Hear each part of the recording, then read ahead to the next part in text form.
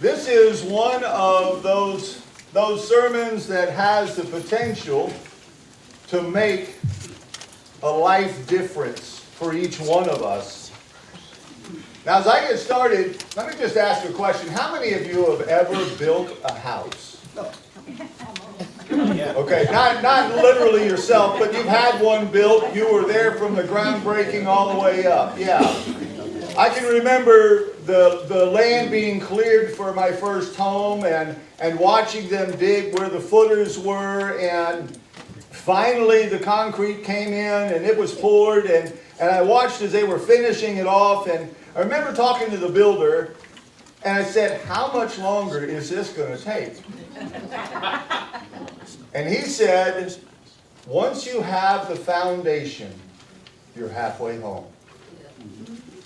Now that doesn't seem to make a whole lot of sense because it's a flat piece of concrete. How could you be halfway home? But I realized he was exactly right.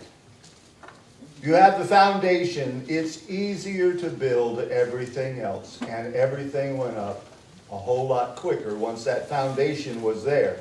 Today I want us to look at building a foundation for our lives so that we will have effective lives that we live. Foundation for everything that we're going to talk about is an idea many of us understand, and that is the idea of integrity. A lot of people think integrity just means being honest, but it's far more than just being honest. Integrity means that you're living out your values. It means you live in such a way that what you say you believe is how you act, regardless if anyone else is around or not. Now, we started this series last week, Skills for Living as a Disciple of Christ, and we said that God has a purpose for every single one of us. And today I want to lay the foundation by taking this first step. As living as a disciple, we need to prioritize our values that matter most and then evaluate our lives and bring them into harmony with what we know to be important. This has to be something that every single person who puts their faith in Jesus Christ does. You know, you don't realize a lot of times how much your values make a difference. For many of us, we're going to talk about this first one and how it causes stress in our lives. When we're not living out the right values, stress can come because we realize that we're living our lives in the wrong direction. And that can cause a lot of stress. Another thing that it does is it can control our success. You know, what I think is important in my life, I'm going to talk about this in a little bit too, and that is that if I think money is the most important thing, do you think it's going to control my idea of success? Absolutely. Then it also affects your salvation. And Jesus said that it's possible to be outwardly successful. In other words, financially and socially and in every other way, and still be spiritually bankrupt on the inside. Now, this is our key verse this morning. Familiar passage for many of us. He said, "What does it profit a man if he gains the whole world and loses his own soul?" So today I want us to think about building a foundation based on the values that you and I have in our lives and what those should be. Now, there are four things that we need to do. First thing we need to do is choose our source. I've got to decide, where am I going to get my values? Who's going to tell me what is most important in my life? And it's one of those things because this really determines the quality of your values. Now, we get them from our parents. We get them from our peers. We pick them up in magazines and books that we read, from music we listen to. Society is full of trying to help us to decide what should be most important in our lives. One of the ones that really has an influence on us is the TV. I read this week that if you're an average American, you watch about 1,000 hours of TV a year. That means if you're an average American, by the time you're 65, you will have amassed 9.5 solid years in front of the tube. Now, on the other hand, let's say you went to church once a week, 1 hour. That would equal, over that entire time, that would equal 4 months of spiritual teaching. Now, 4 months compared to 9.5 years, which one is going to be the primary influencer in teaching us what is important? Well, the Bible tells us that the values of the world are very well known. And they really haven't changed a whole lot. When you summarize it down, regardless of all the secondary places you might get, the value that the values that we get, we have a choice. We can either get them from the world, or we can get them from the Word, from culture, or from Christ. Now, 1 John 2 says this: do not love the world or anything that belongs to the world. What the sinful self desires, what people see and want, and everything in this world that people are so proud of. None of this comes from the Father. It all comes from the world.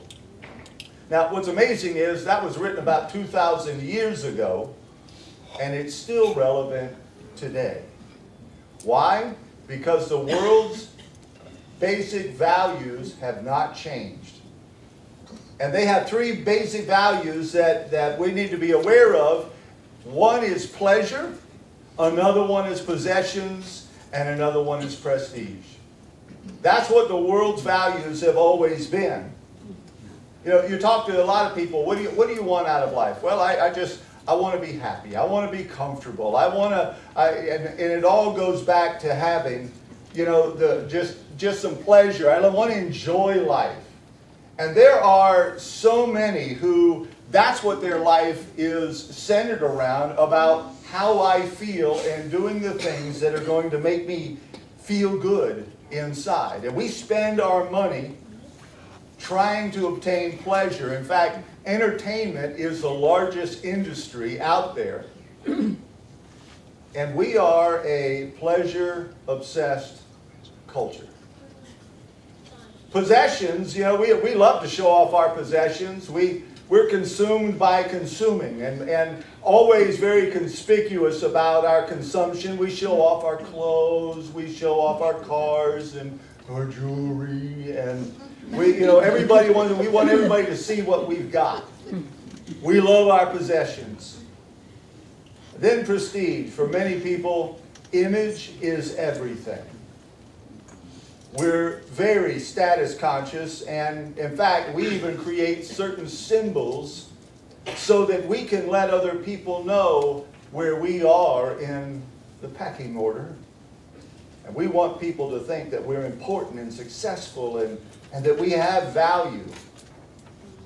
The problem is that the media so bombards us with those values: pleasure, possessions, prestige. Over and over, that even Christians will begin to buy in to think that that's what is most important in life. And we end up becoming just as hedonistic, just as materialistic, just as status conscious as the rest of the world. I mean, you watch commercials and you get an understanding of, if I drink this Coke, I'm going to have a lot of friends. If I use this deodorant, women will love me and can't stay away from me. And if I wear this brand of clothing, I'm guaranteed to be a success. And on and on. The Apostle Paul saw the same thing in his day, and look what he wrote in Romans 12. He said, don't become so well adjusted to your culture that you fit into it without even thinking.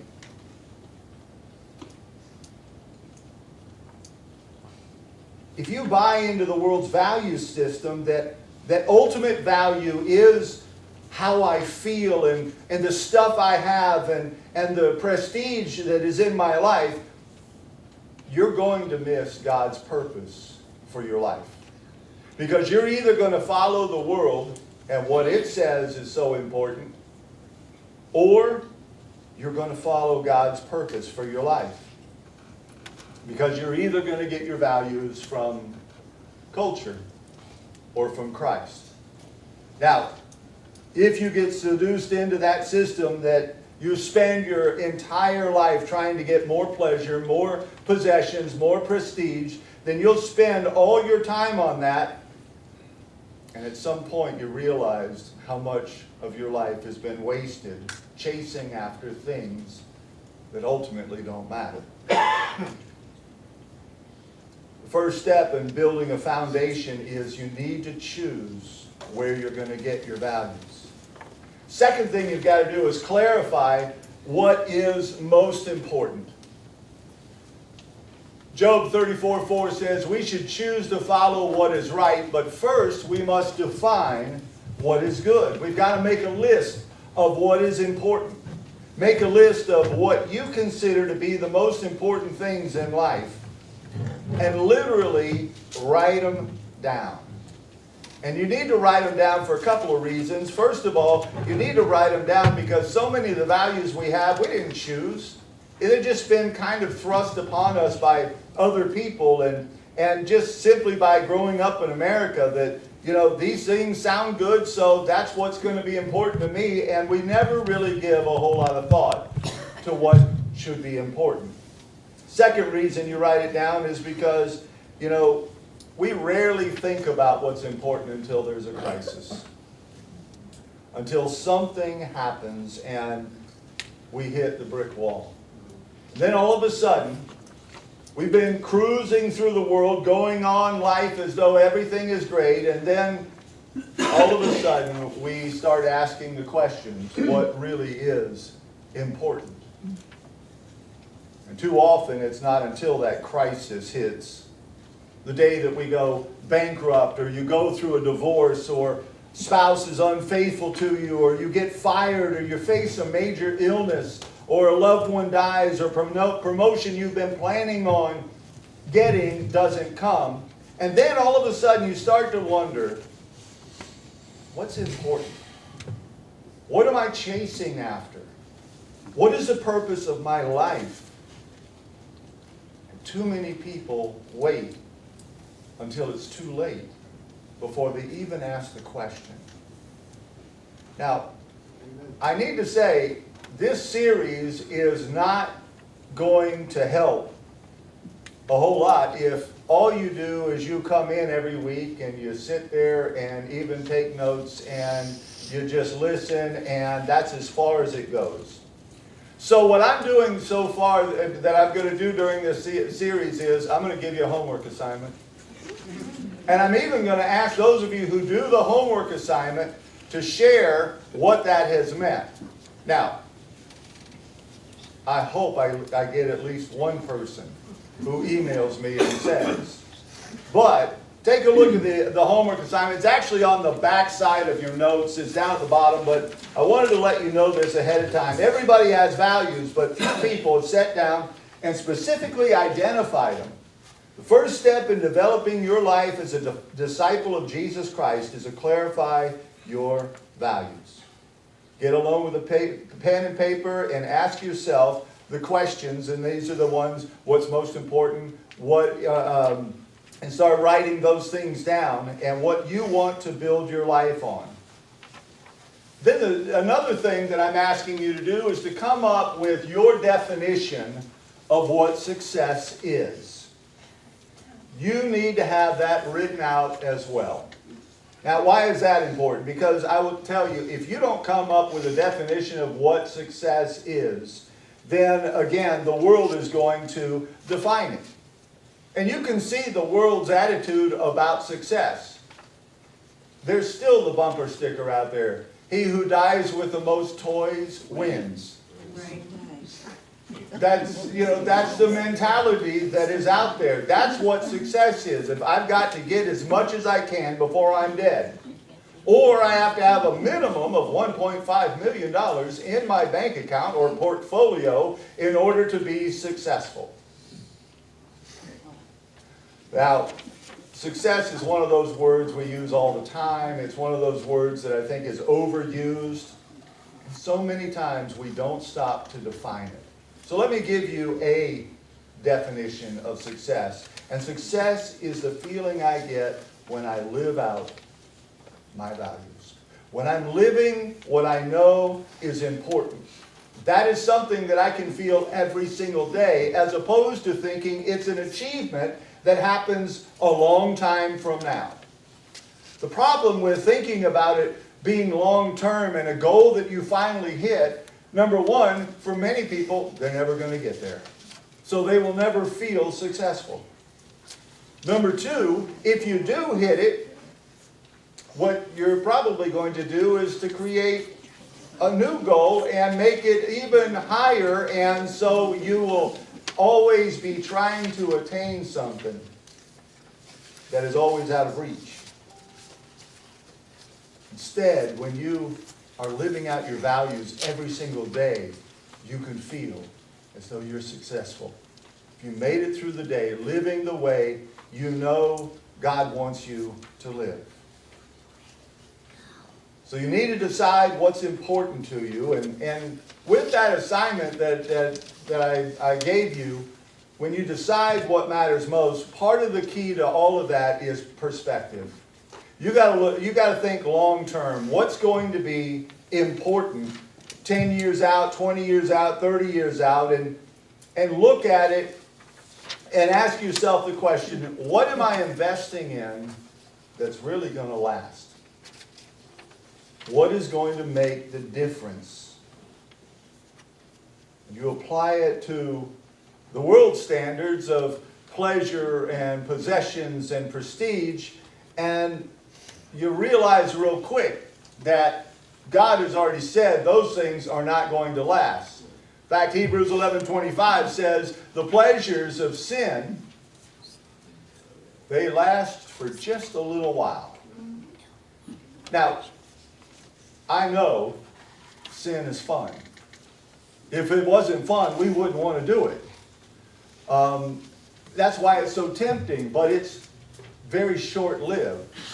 Now, think about that. And I said sin is fun because, some of you, I see all the faces out there making all kind of contortions and everything else. We enjoy doing it, otherwise we wouldn't do it. But God says it only lasts for a short amount of time. Then, for many of us, we realize we have to live with the guilt of what we've done. Possessions don't last. Timothy was reminded by Paul that we brought nothing into this world and we can take nothing out of it. So, what's going to happen to all the stuff you've got? It's going to somebody else. And you can say, well, I'm leaving it to my kids. Well, don't be surprised. Your kids are going to throw away a lot of it. They'll sell a bunch of it. There may be a couple of things they want, but all the things that have been important to you may not be important to them. And Mark 10:31 reminds us about prestige. Many people who seem to be important now will be the least important in eternity. And then the other side, many who seem least important today will be the most important in heaven. Now, if you want to see what a life looks like built on all of the standards of the world, I've got a book for you to read. It's in your Bible. You don't have to even buy it. It's the book of Ecclesiastes. And if you read that, you will know that Solomon, he had more money than anyone else in all of history, and he said, I tried everything. If I wanted it, I bought it. If I wanted to do it, I did it. I did everything I wanted. He even had 300 wives. How many of you would like to have 300 mother-in-laws? He said, I tried everything. And he said, what I came to realize is it's all useless. It is a waste of time. That what the world constantly is trying to tell us to chase after doesn't matter. And if I don't have a purpose in my life, none of it matters. 1 John 2:17 says, the world and its desires will pass away, but those who do the will of God will live forever. So you choose your source. Where am I going to get my values? From the world or from the Word? And then you evaluate what's important, and you make a list of those things that you really believe are valuable. And obviously, if you build them on the values in the Bible, those are eternal values that are going to last. Then the third thing you've got to do is change your lifestyle. That means you need to begin to change yourself so that you match what you say is most important. That's called congruency in your life. Now, there was a Gallup poll, and get back to the whole stress thing. Gallup poll that asked Americans, what is the number one source of stress in your life? And the number one source of stress, they said, was not, I don't have enough money. It wasn't that there's a relational conflict or I don't have enough time. Conclusion was that the number one source of stress in America today was what he called incongruent values. In other words, what I say is important and how I live my life are two different things. For instance, there are people who will say, my family is most important. But study after study says dads spend less than 5 minutes a day with their children. And too many parents are so overworked that they spend no time with family. So they know that that's what I say is important, but my life is not living that out, so there's a problem. Some say, well, my health is most important. Really? Do you exercise? No. Do you eat right? No. Are you getting enough sleep? No. Are you taking any time off just to rest? No. But my health is most important. In fact, it's as important as my family. You see where the stress can easily come into all of that. There are even people who say, God is the most important to me. And we know as Christians that's the right answer. That's what we're supposed to say. The problem with that is when you start looking at your life, how true is it? He gets the leftovers of your time. He gets the leftovers of your money. He gets the leftovers of your attention. And so what you say is most important may not be at all. Now, if I said, are you a materialistic person? You would say, oh, no. I said, okay, then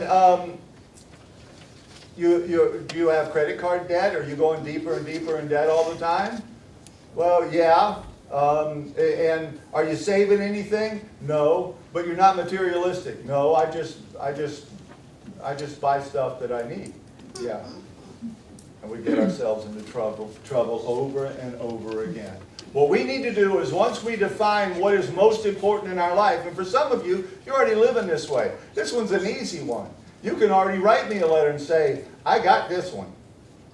But for far too many of us, we realize that we are living incongruent lives.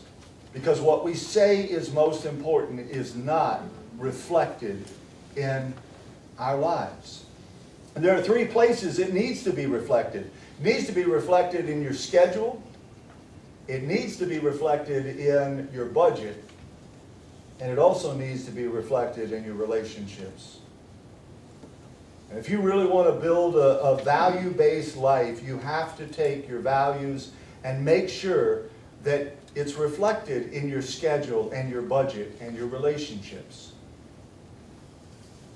You know, if God is really important to you, you need to spend time with God every day. Amen.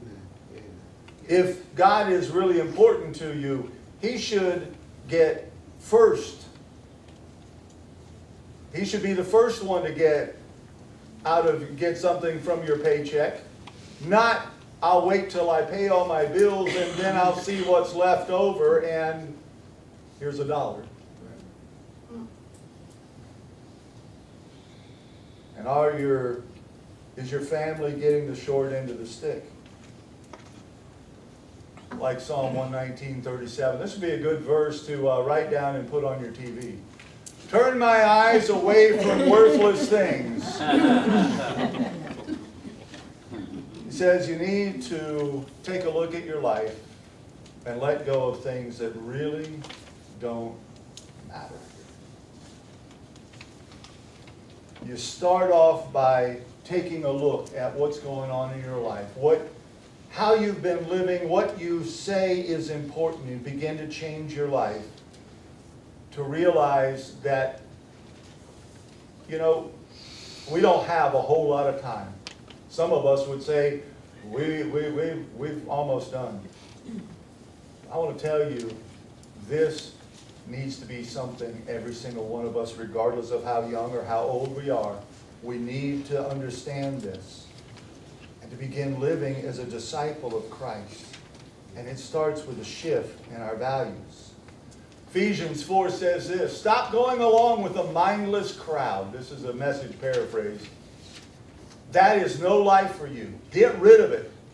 Then take on an entirely new way of life, a God-fashioned life, renewed from the inside and working out into your conduct as God reproduces His character inside of you. Right. So He changes you from the inside out and makes you into the person that He's always planned. Yes. Now, I know, whenever I preach, and some of you don't hold back, you come and catch me afterwards and you say, all that stuff you were talking about, that's real easy to say. Yeah.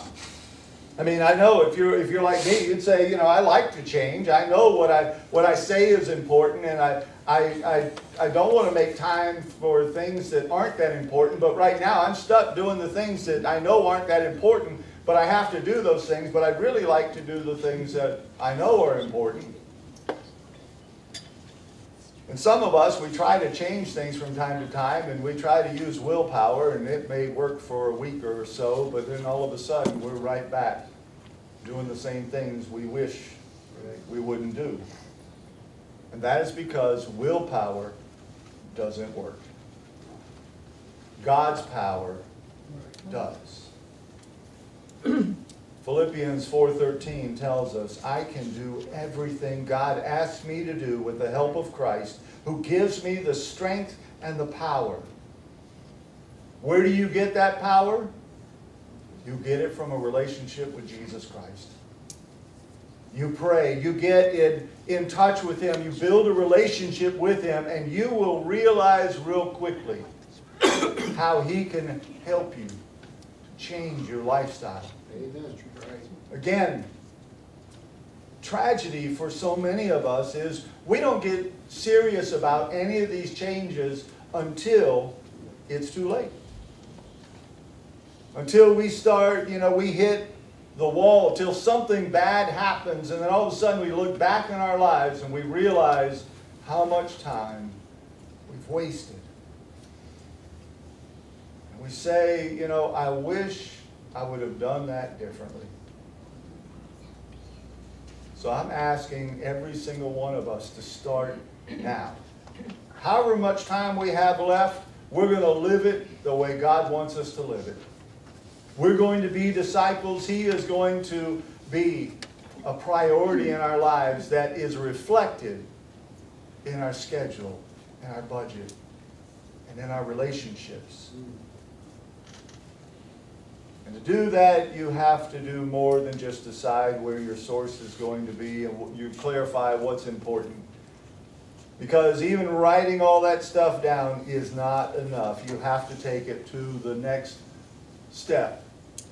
And that is, you need to check your values daily.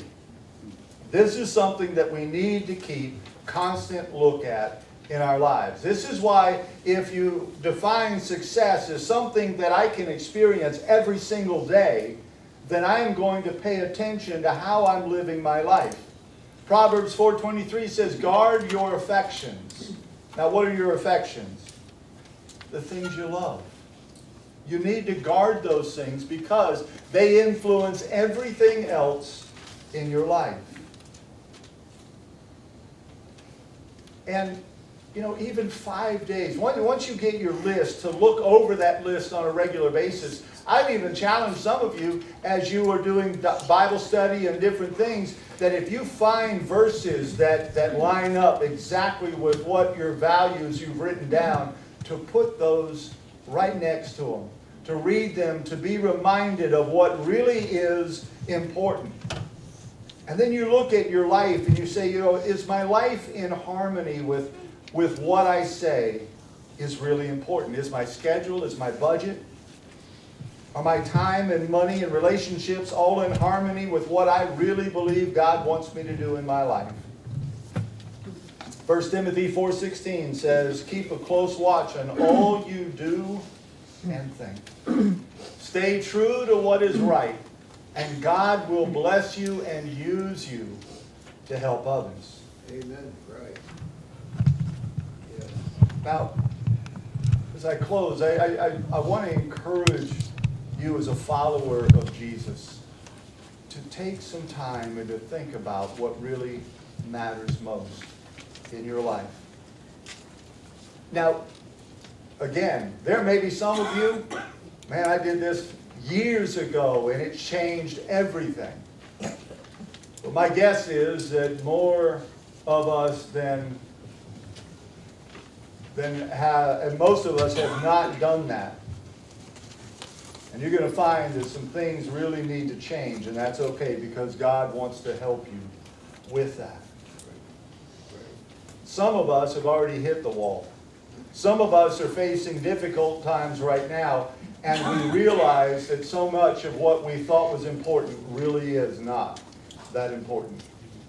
I had a member in a previous church who, his name was Alton Roberts. He was 76 years old, and at some point he developed a prostate cancer that was so bad there was nothing they could do about it. Well, one of his passions in life was watching Georgia Tech. And he knew every single player that had ever been. He memorized all the stats. He did everything. And so when he was going to be confined to the hospital bed, they put it in his bedroom. But part of the problem was he didn't have a TV in there. And so his wife said, do you think you could help me run a cable so that he can watch his football games while he's in there? I said, yeah, that's not a problem. So I went over there, and as I was getting ready, he asked me what I was doing, and I said, well, you know, you got a game coming up tomorrow, and so you want to be ready for the game. And he said, the game doesn't matter. He said, I can't tell you how much time I've wasted trying to learn and study and memorize statistics that don't matter at all. How many of us wish we had the time back in our lives for things that we know we've wasted? You know, ultimately what I'm talking about this morning is worship. Worship simply means that you give the highest value to something. It is the most important thing in your life, and whatever you worship is your God. It becomes the center of your life, and it shapes you.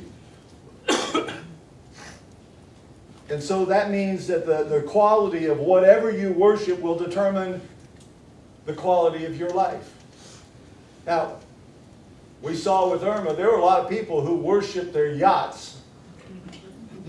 It was their whole life. And then they saw them up in the yards and just smashed against the rocks. And for too many of them, their life crumbled at the same time.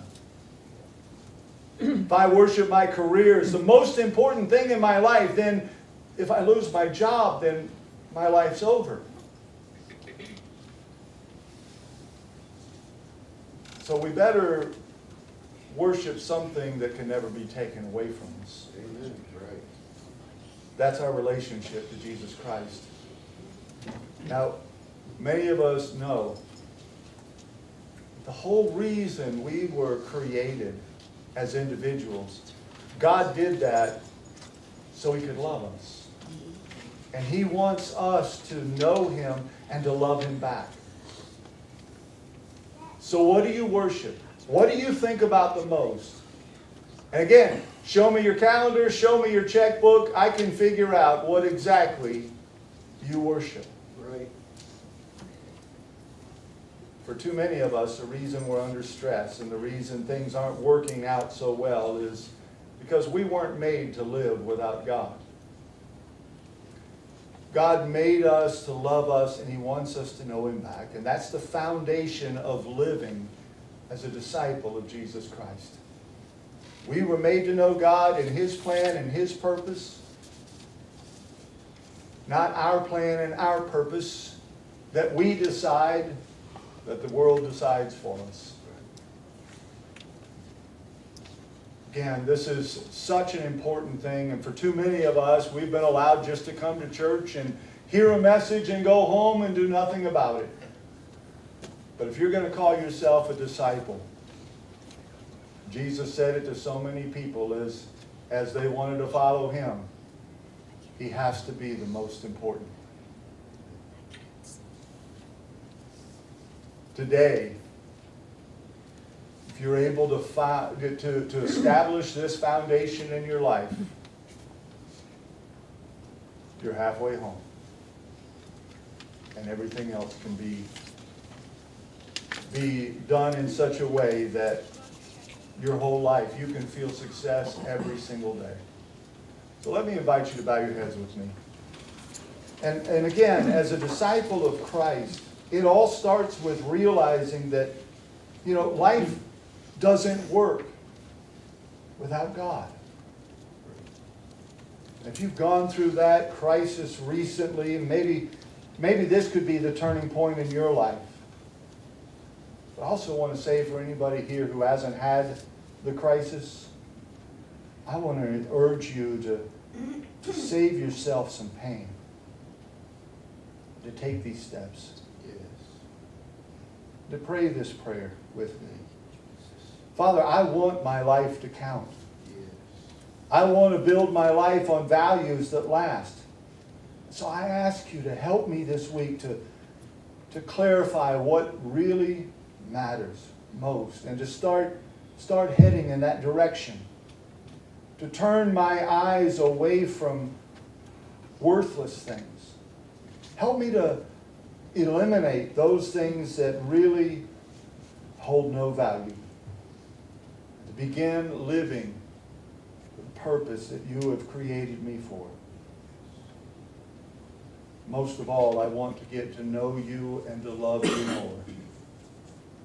So Jesus, come into my life and make yourself real to me today and every day that I live. In your name I pray. Amen.